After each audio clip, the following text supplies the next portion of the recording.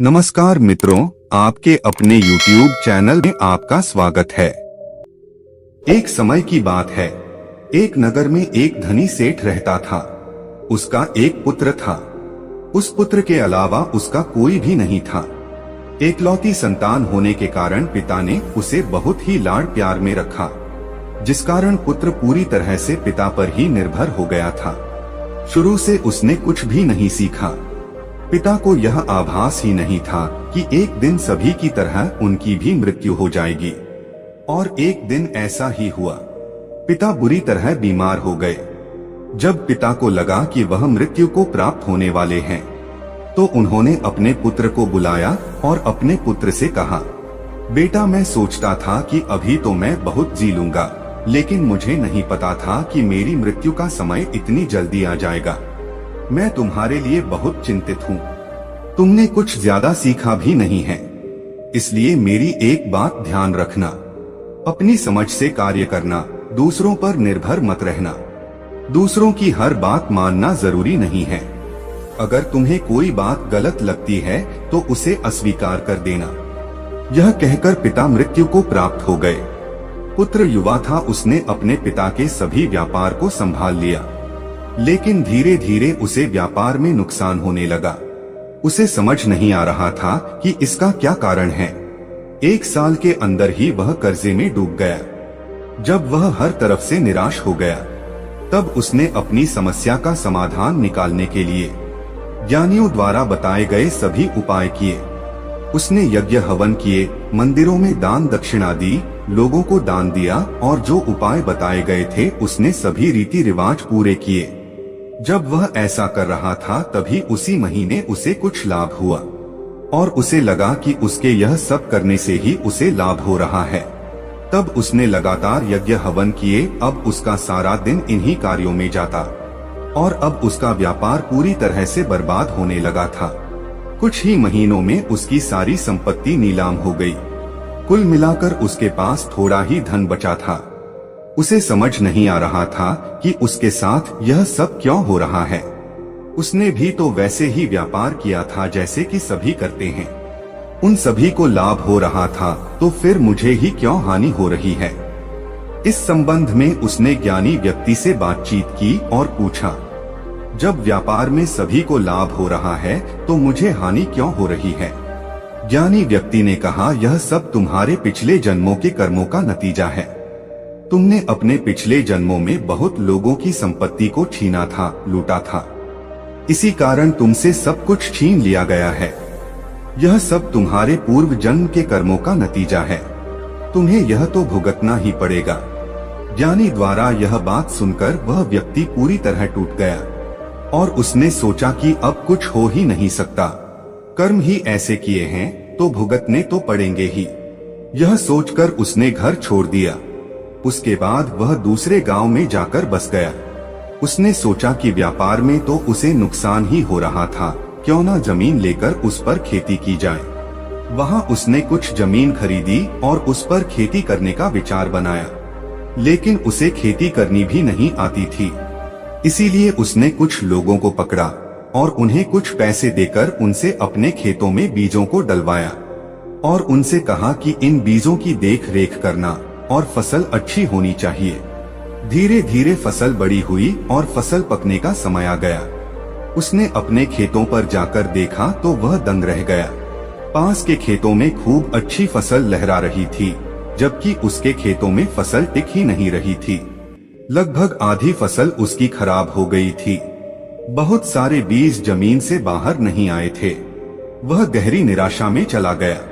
उसने सोचा कि पूर्व जन्म के कर्म मेरा पीछा नहीं छोड़ेंगे। मैं कभी कुछ नहीं कर सकता। मैं कुछ भी करूं, सब कुछ मुझसे छीन लिया जाएगा। पता नहीं क्यों मैंने पिछले जन्म में लोगों की संपत्तियां छीनी थी। कब तक मैं यह सहता रहूंगा। फसल को काटने का समय आ गया था, लेकिन उसके पास अब पैसे ही नहीं थे कि वह किसी को पैसे देकर अपनी फसल को कटवा सके। उसने कई लोगों से विनती की कि उसकी फसल कटवा दें, वह पैसे बाद में दे देगा, लेकिन कोई भी तैयार नहीं था। उसने कहा कि मेरे पास थोड़े पैसे हैं, अभी वह उनको ले ले और बाकी मैं फसल कटने के बाद दे दूंगा। लेकिन इस बात पर भी कोई तैयार नहीं हुआ। उसे लगा कि उसकी फसल खड़ी की खड़ी ही बर्बाद हो जाएगी। उसने सोचा कि उसे अपने पिछले जन्मों के कर्मों को सुधारने के लिए कुछ करना ही पड़ेगा, अन्यथा वह हमेशा बर्बाद ही होता रहेगा। इसी चिंता में वो अपने घर के अंदर इधर से उधर टहल रहा था। तभी उसके दरवाजे पर एक भिक्षु आ जाते हैं। भिक्षु भिक्षा की याचना करते हैं।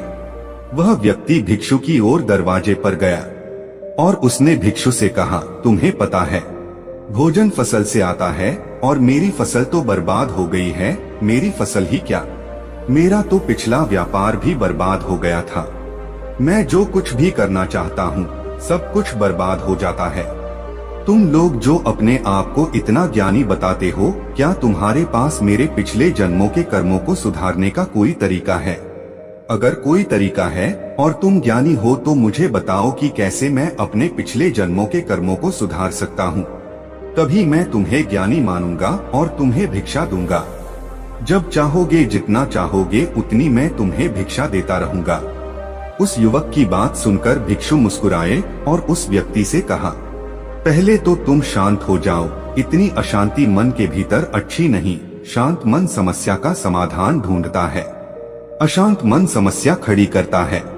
मैं तुम्हारे पिछले जन्मों के कर्मों को अभी के अभी यही सुधार सकता हूँ, अगर तुम मेरे कुछ सवालों का जवाब दो। उस व्यक्ति ने कहा, क्या आप मेरे पिछले जन्मों के कर्मों को सुधार सकते हैं? कैसे बताएं मुझे? मैं आपके हर सवाल का जवाब देने के लिए तैयार हूँ।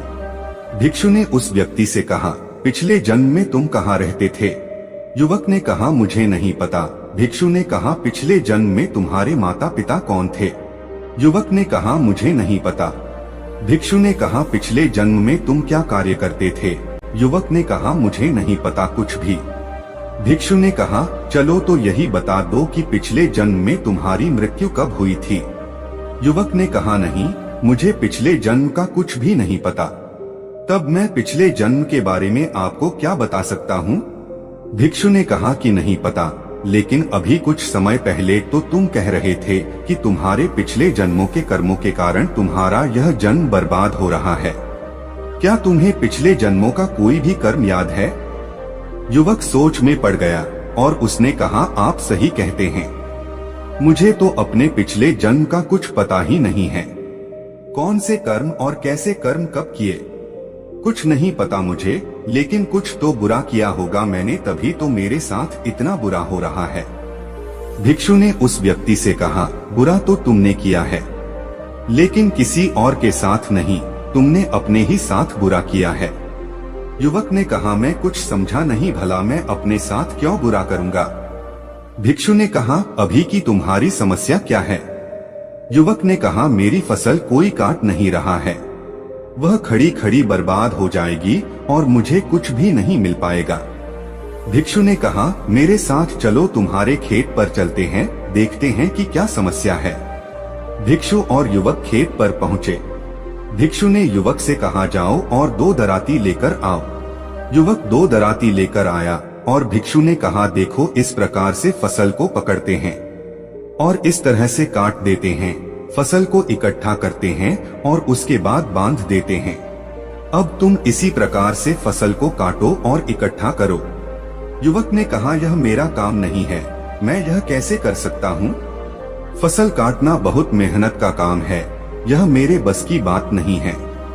भिक्षु ने कहा, यह फसल तुम्हारी समस्या नहीं है, समस्या यह है कि तुम आलसी हो गए हो, तुम परिश्रम करने से डरते हो, तुम चाहते हो सब अपने आप हो जाए। तुम कर्महीन हो और एक आलसी व्यक्ति के पास धन, संपदा, घर, व्यापार, मान सम्मान कुछ नहीं रहता, सब छिन जाता है। क्या तुमसे यह सब कुछ छिन गया है? और तुम चिंता मत करो, अगर तुम इसी प्रकार आलसी रहोगे तो यह फसल ही क्या, यह खेत तुम्हारा घर और जो कुछ भी थोड़ा बहुत बचा कुचा तुम्हारे पास है वह सब कुछ छिन जाएगा और अंत में तुम भोजन के लिए भी दूसरों पर आश्रित हो जाओगे।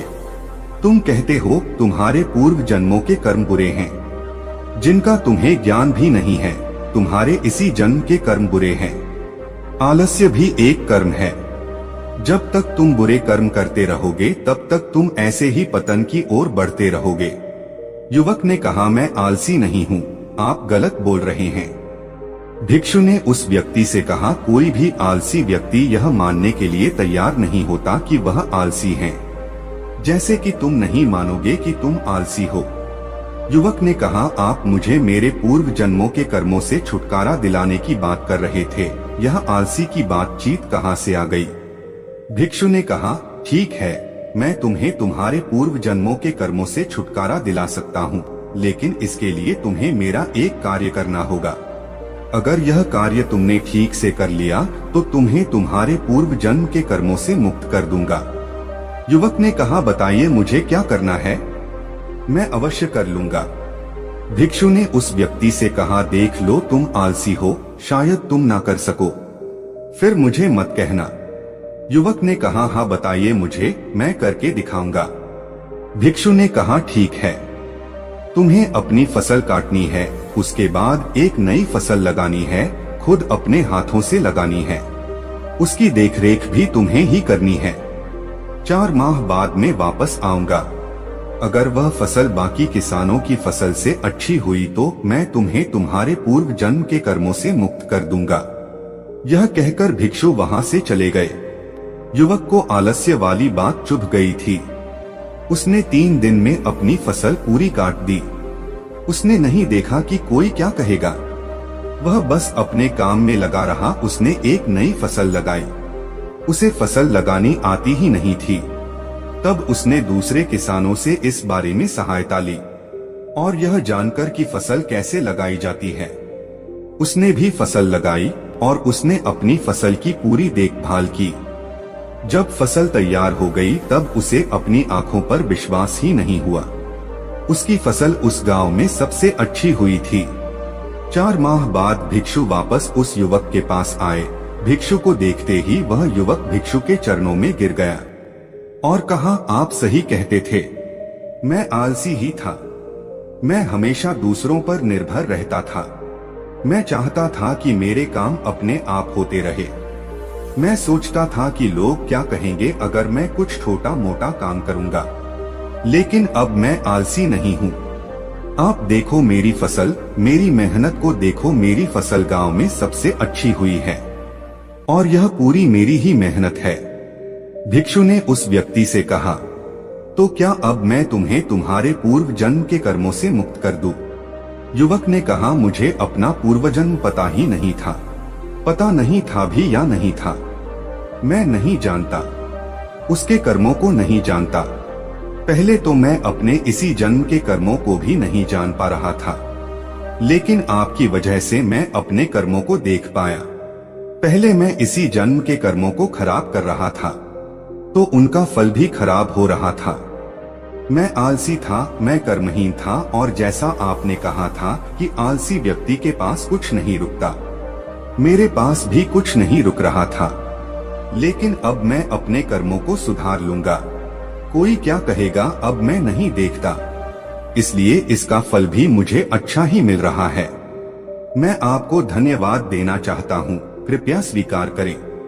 भिक्षु ने कहा, मुझे खुशी है कि तुमने अपने आलस्य को स्वीकार किया, क्योंकि जो अपनी गलतियों को स्वीकार कर सकता है वही गलतियों को सुधार भी सकता है। मुझे खुशी है कि तुम अपने पूर्वजन्म के कर्मों के खेल से बाहर निकल सके। जाओ और मेहनत करो, तुम जो चाहोगे वही पाओगे। तो दोस्तों, यह कहानी आपको कैसी लगी हमें कमेंट सेक्शन में जरूर बताना और अच्छी लगी हो तो इस चैनल को सब्सक्राइब जरूर कर लेना।